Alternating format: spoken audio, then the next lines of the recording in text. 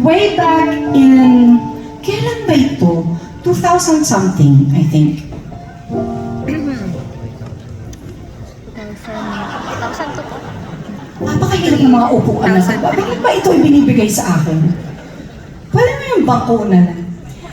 Anyway, I was doing a film with Ding Dong Dantes and Christopher De Leon.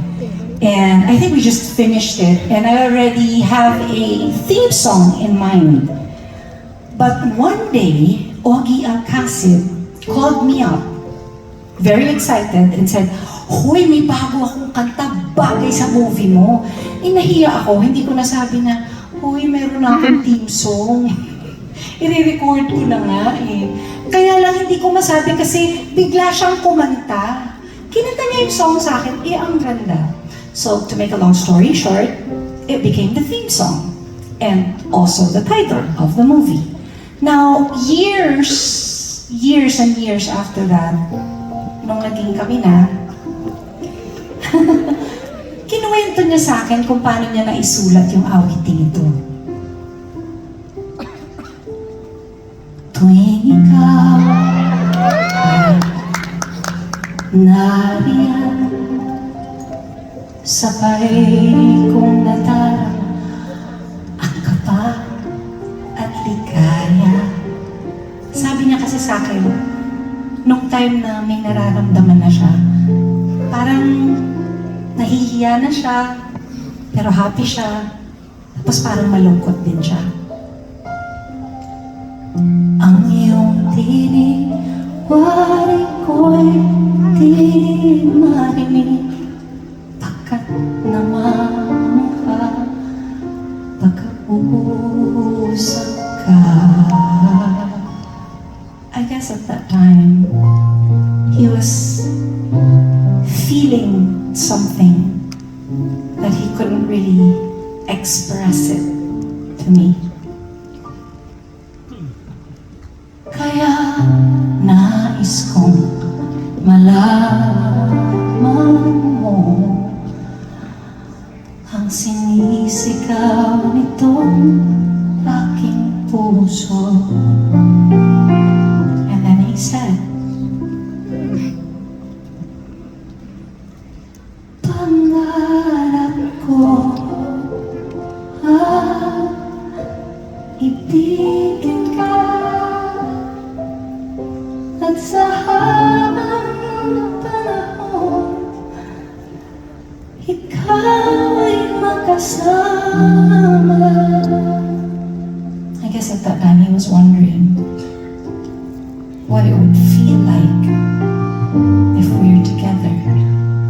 Sabi niya sa akin, kasi nung time na yun, ang feeling ko, ikaw na lang siyang kulang sa buhay kong ito. Pangarap ko ang ibigin ka.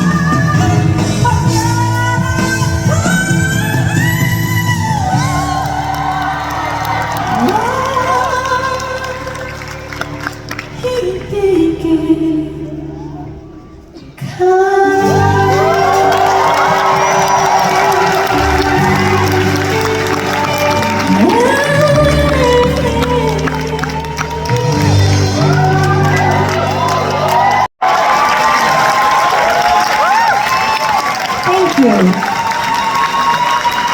No, it's a true story. But of course, he made me kwento. Later on, nung magkasama na kami, I have many songs written for me to sing, but this song was written for me. Oo, claim to fame ko yun. Ang haba talaga ng hair ko, hello. Diba? Now, in 1983 or 1984, I believe, I released